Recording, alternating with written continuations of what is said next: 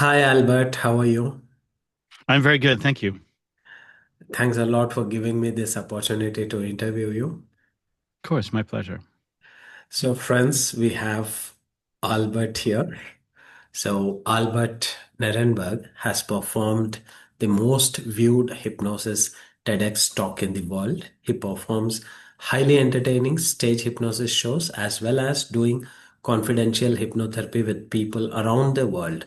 He has helped people in every walk of life, including professional athletes, Olympic athletes, actors, singers, medical personnel, and scientists. So, we'll know more about Albert through his own words. So, Albert, how did hypnosis happen to you? I should explain that a lot of people who become hypnotists, it was a goal, a dream from their youth, perhaps. Mhm. That is not me. I am not like that. I never, I think it was on my radar. I thought I knew about studies suggesting that hypnotherapy was helpful, but I did not believe in it. My father was a physicist, and he sort of lumped hypnotherapy or hypnosis in with sort of paranormal phenomena, things that had no scientific basis, things that weren't real. And so the quick story is that I'm a trained reporter, investigative journalist. I worked in television making documentaries. I made a documentary called Laughoiogy about laughing. I made one called Stupidity about stupidity. And I got traumatized working on a film. I think I had a lot of PTSD from being a reporter. Mhm. I was at a school shooting. I did a lot of murder cases. I Mhm. just saw things I probably shouldn't have seen. And I had obsessive thoughts after a particular documentary where I saw pictures I couldn't get rid of. Okay. And I just thought, well, that's a kind of bad phase I'm going through until I saw an ad actually online which said, do you have obsessive thoughts you can't stop thinking about, or something along those lines? And I was like, oh, that's me. Call this number, free call, try this thing. I didn't know what it was, but I am kind of adventurous. So I thought, okay, I'll call the number. And in 30 seconds, sorry, 30 minutes, I should say, I had this conversation with this guy. I felt the problem go away. I actually felt it go away in real time. Wow. And after that, I was like, well, what did we just do? And he said, well, that's hypnosis. And I also became concerned with that actual protocol. It Mhm. was the visual kinesthetic dissociation protocol. And I was like, whoa, I want to learn how to do this because it can help me and it can help my friends because I had a lot of friends who were reporters who were also traumatized. So that's how I started. Okay. Okay. Then how did this stage happen? What was the next stage or No, where no, did I go from there? your stage shows. Oh, how did I get into stage shows? Stage shows, yeah. I mean, I have a weird life, and I should explain that when I worked as a journalist, Mhm. I also was aware um, that it was kind of crushingly stressful. Mhm. And when I was a young person, like 16, 15, I had learned improv. Mhm. And so I started to do improv or was part of an improv troupe Mhm. for years while I did journalism. In fact, I was in an improv troupe that specialized in contemporary events and news and stuff like that. And we were quite successful. So when I learned hypnosis, I wasn't afraid. A lot of hypnotists are often afraid of the stage hypnosis component because you're in front of an audience. It's, nerve-wracking. But I had experience being on a stage, and so I just was jumped into it. And I also became aware that stage hypnosis itself is really intriguing. I don't make the separation. A lot of hypnotists are like, they're two vastly different phenomena. I'm like, no, hypnotherapy is personal and confidential, but the phenomena is the same. The same thing you see in hypnotherapy is also going on in stage, but it may have different goals. Okay, okay. Thank you for sharing about it. And you also have various courses that you offer. So, what is this enchantment about? Oh, what inspired you? Tell me a little bit of background about designing this course, offering this course to the public, Albert. So let me explain something that's probably important to explain Mhm. is that when I started learning hypnosis, so I went through conventional training, I mentored with some people that were more experienced than me, and uh, one thing that has shocked me about hypnosis is that I think hypnosis is different from many other fields of endeavor, or uh, like let's say different from, I don't know, English literature or even engineering, in that hypnosis has genuine new frontiers. There's areas that people just don't understand. Like, yeah, in fact, some of the basic aspects of hypnosis are not understood. Like, for example, how people get turned into chickens in shows. It's not understood. Like, what's the mechanism? Because Mhm. people get turned fully into chickens. What is the mechanism? So I initially began exploring different frontiers. One of them was altered states. So Mhm. I used to do workshops in rehab for people that were addicts, drug addicts, alcoholics, and I noticed that you could recreate altered states, like for example, the states of being drunk Mhm. or on a particular drug. You can do that with hypnosis, which really says like the mind is way more wonderful than we realize. Meaning, I would say to people, you spent your life chasing this drug, kind of ruined your life chasing this experience, which was always there to begin with. It Yeah. was always there. And I wasn't saying that to make the person feel bad. I was making them to make them realize their potential, that they can make Mhm. incredible states themselves. So sorry, that was my first realization that hypnosis can do some crazy things. Yeah. Second, way back, I had another, sorry, worked with another hypnotherapist who mentioned this crazy story that she was doing a session with somebody, and all of a sudden it was a very regular session about anxiety or something like that. Mhm. All of a sudden the client stopped her and said, I have to apologize, I just had an orgasm. Oh, okay. And and she was quite freaked out by this, as was the person who happened to be male. He was embarrassed. It wasn't like there was that much sexual context. It would Mhm. just kind of like happen. So the timing of it was weird, because I went to a stage hypnosis show in Las Vegas where I saw, at the end of a show, the hypnotist said, everybody on stage will now have a powerful multiple orgasm. Oh my God. So this is done, I wouldn't say quite a bit, but it is done fairly regularly in the more racy, outlandish stage hypnosis shows. And people are always trying to push the limits of what's possible. Mhm.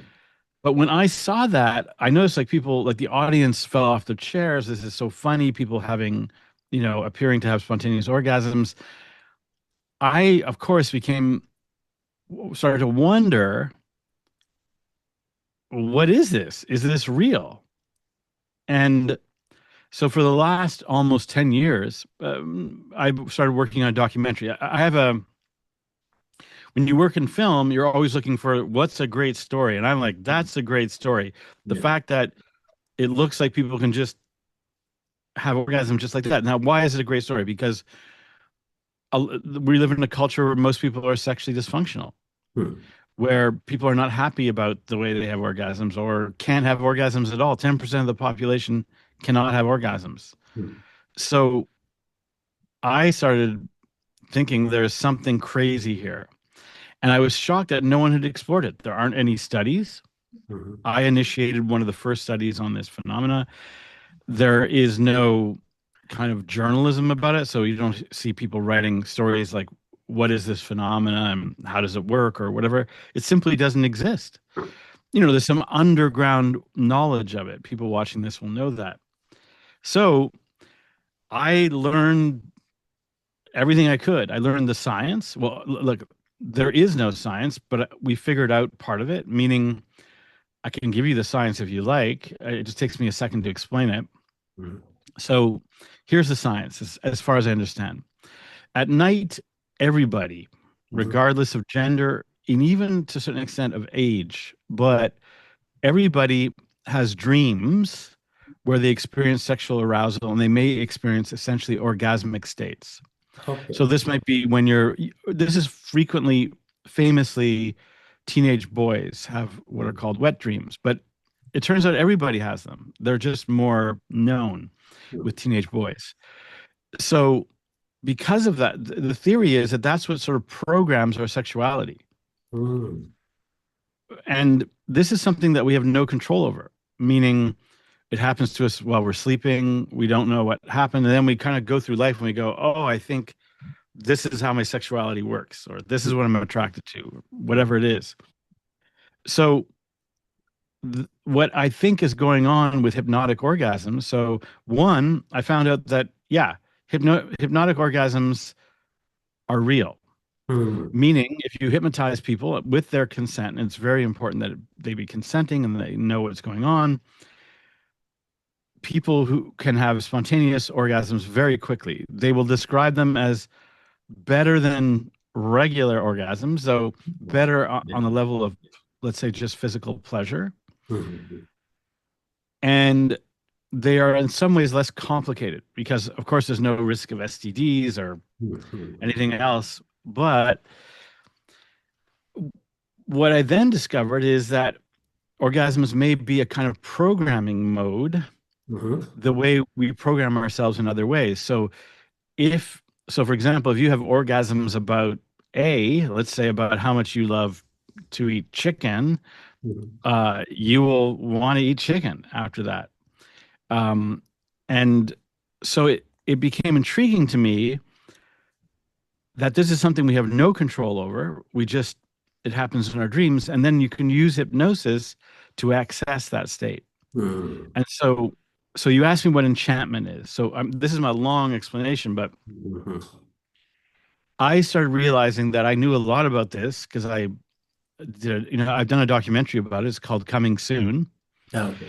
Um, and it is playing festivals now, but it'll be more widely available throughout the year. So because I did the research, I realized that I could teach a course on it. And I also thought there's something missing in the space. And I'm not saying I'm, a particularly moral person, but I really believe that there was a need for ethical training Yeah. because there are ethical challenges. Um, People in the past have done this without telling people, meaning you can hypnotize somebody and then they will try to move it towards a sexual Mhm. uh, content without the person's permission. And of course, that could be damaging and traumatic. It's also damaging for the ethics around hypnosis. So I thought there needs to be a kind of scientific, evidence based, ethical approach that is also effective, intriguing, and even I might say sexy in the sense that that there's real results.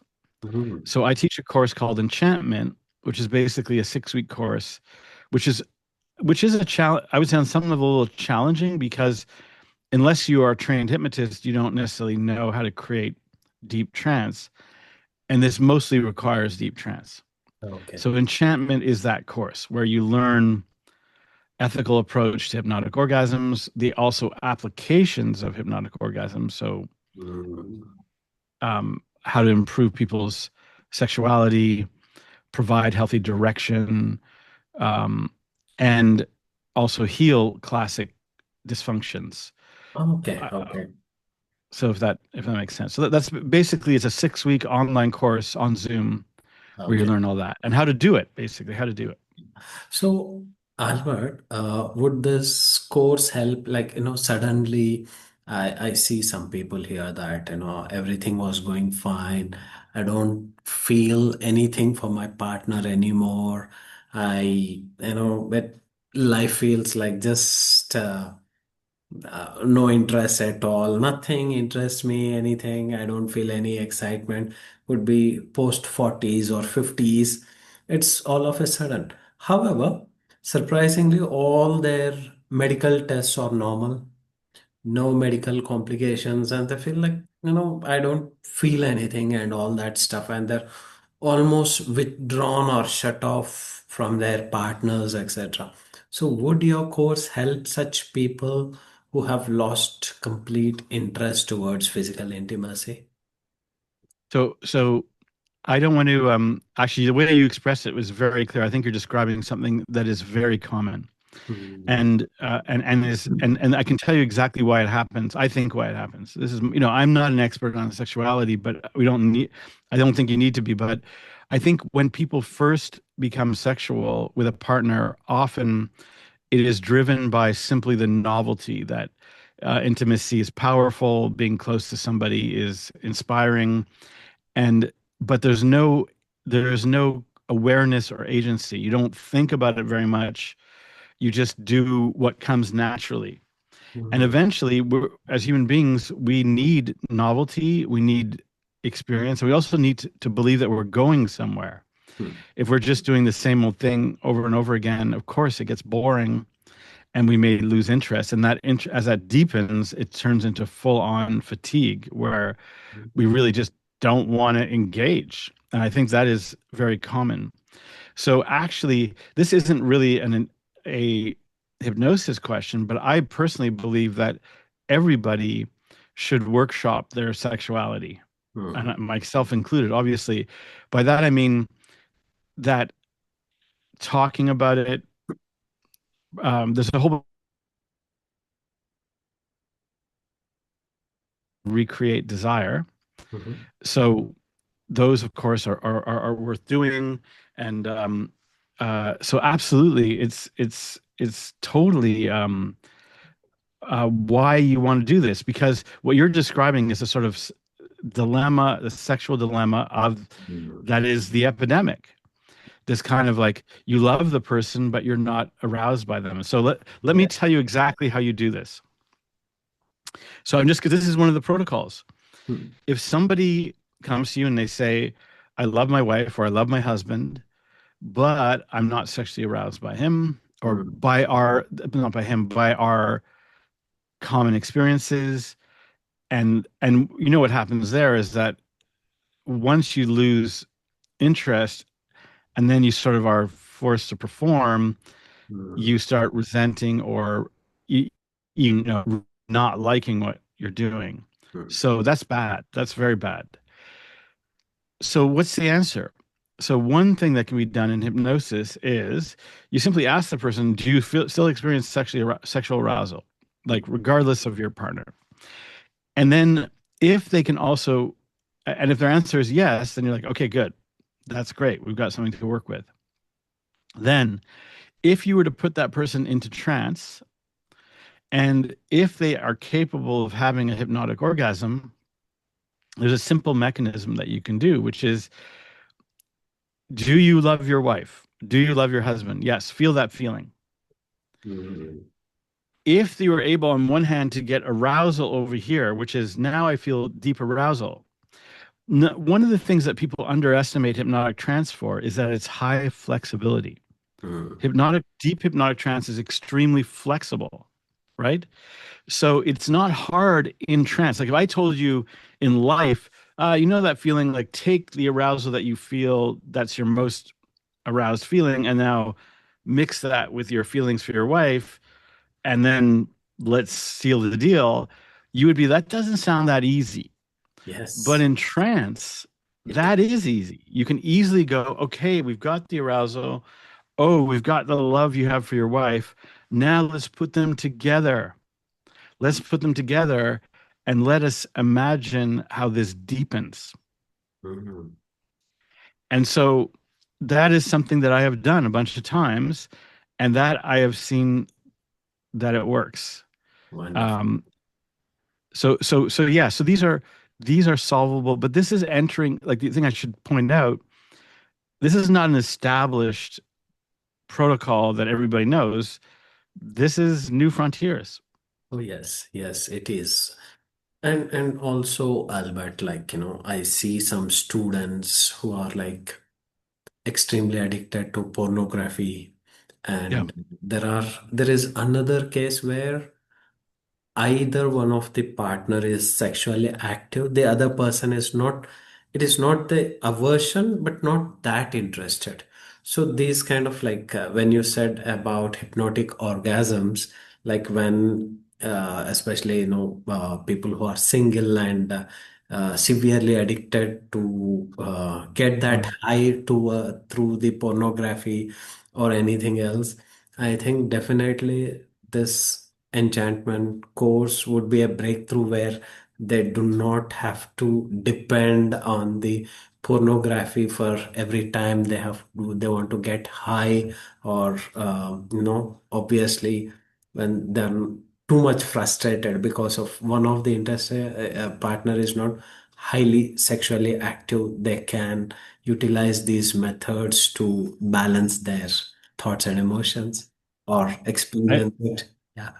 I think you're right. I mean, there's so much there, and what you just said too is that one, yes, one is maybe challenging the addiction. The other thing I've noticed this weird tendency, which is that if people have an excessive dependence on porn, they are training themselves to be kind of antisocial because they are they're directing their energy towards things that don't exist in real life. You Yes. know, and so the more they do that, and then if they are not meeting anybody in their lives, they might be creating a version of themselves that is ultimately solitary, Mm. where they will never connect. But the only thing I can say about this is that hypnosis teaches us a really good lesson. A lot of people get really worried. They'll be like, oh no, I've used porn for 10 years. There's no hope for me, or something like that. That's not true because it's just you running the same program. Porn is just you running the same program. I would say, yeah, maybe it's not the best program, but it's the same program. It's not you deliberately closing yourself out to the off to the world. And all you need to do is start running a new program, which is I want to engage with somebody, in a loving, beautiful way. You start running that program, and everything changes right away.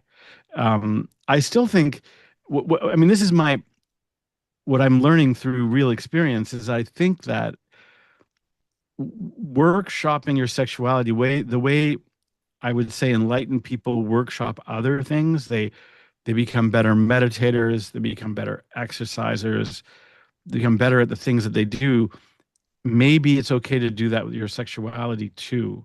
Mm. And hypnosis is one tool. There may be others. Just I think when a couple just works on their sexuality, and I think there's resistance to doing that. I think a lot of couples don't want to. When they say maybe you should work on your sexuality, they're like, no, don't feel like it. But that's what you should do. And because the benefits are really clear, you're going to be happier, more loving people if you do. And you can get past that feeling. There's a feeling sometimes. Some people told me like almost the last person I want to have sex with is my partner, but that's because you've been pressuring yourself to have sex with them. And if you re-engage at a different level, you can kind of start off on a new footing. Um, so yeah, and hypnotic orgasms are the programming mode of sexuality. I just think I don't want to make aggressive assertions and say uh, you can do this, that, and the other thing. It has to be explored carefully and consent and ethically, and with the knowledge that nobody really knows what's going to happen because it's not like there's been a lot of research or studies. Yes, yes. So after that, what is this? The chicken challenge is all about. So I should explain. I just spoke at MIT, and it Mhm. was a big deal for me because my father was a physicist, and he would have been so proud that is that. But even though I wasn't talking about physics, that his son ended up at MIT. So, but it was really a mind blowing experience. I was speaking at the Human Augmentation Summit, and this is what I talked about. I believe there is a mystery state to human consciousness. Well, there's even more than one. There's at least three Mhm. things. And so, like, I ask people these questions. I'll ask you and see if you know what these things are. And don't be embarrassed, but because nobody does. So if I asked you, what is atonia? What would you say? Do you know what atonia is? No. Do you know what tonic immobility is? No. Do you know what somnambulism is? Yes. Yes. Okay. So they are all related.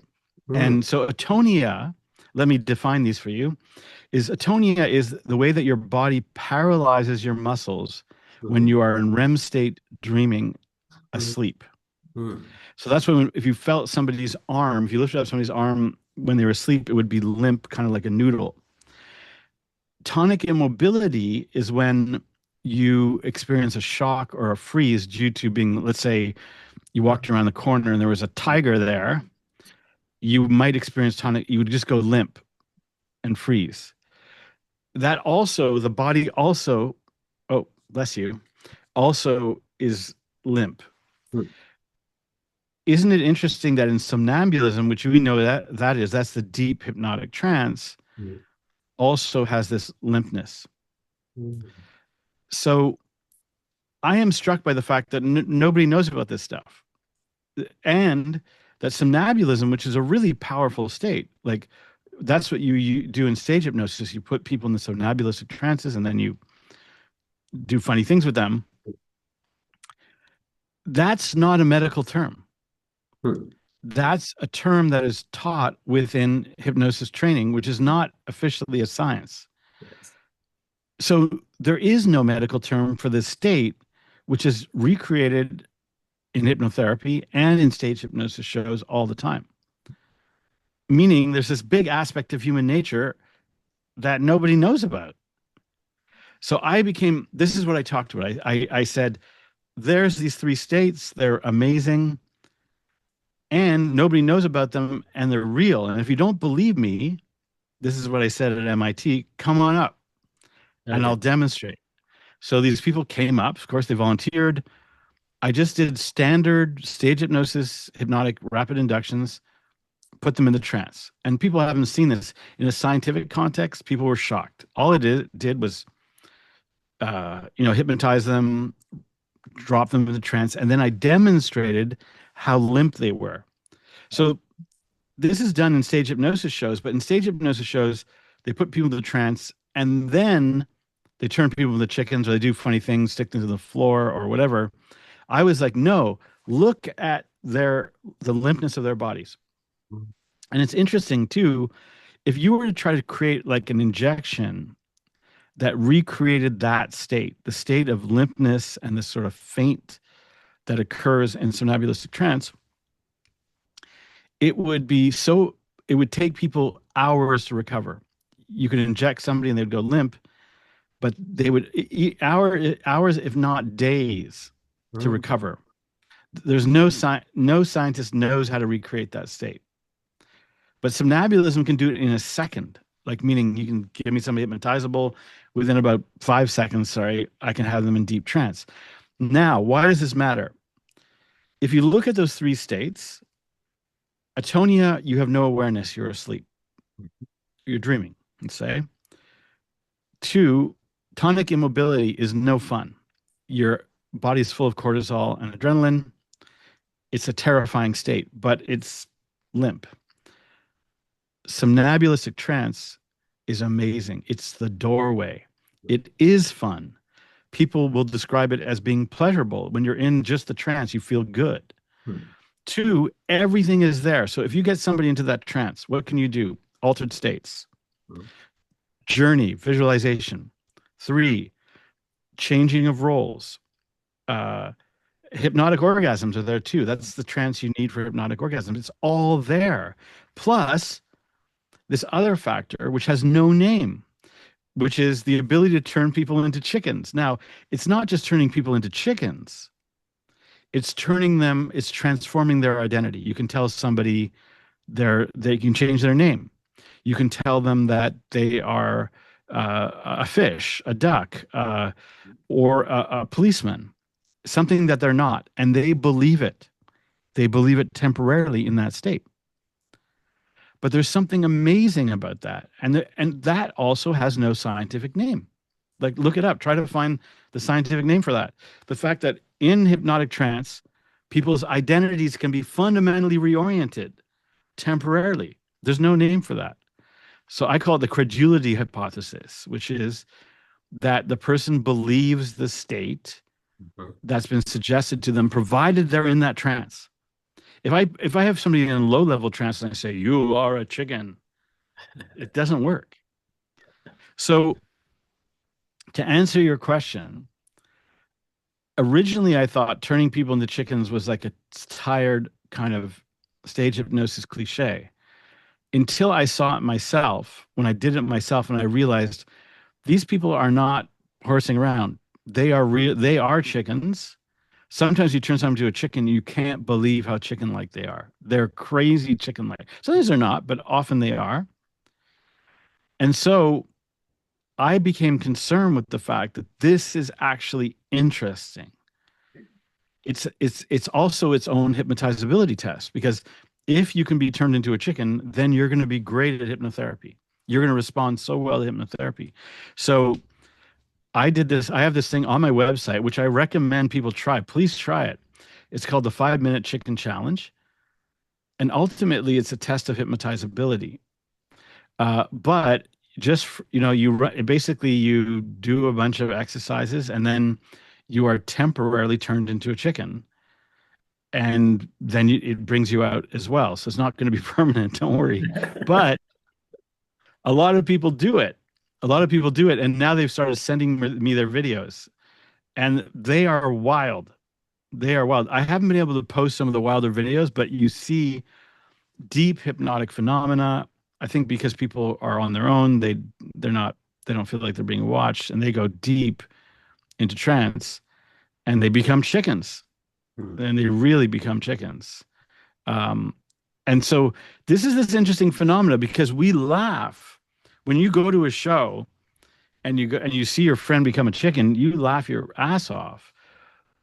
But what's interesting is you're also seeing an unexplained scientific phenomena, which Mhm. is amazing.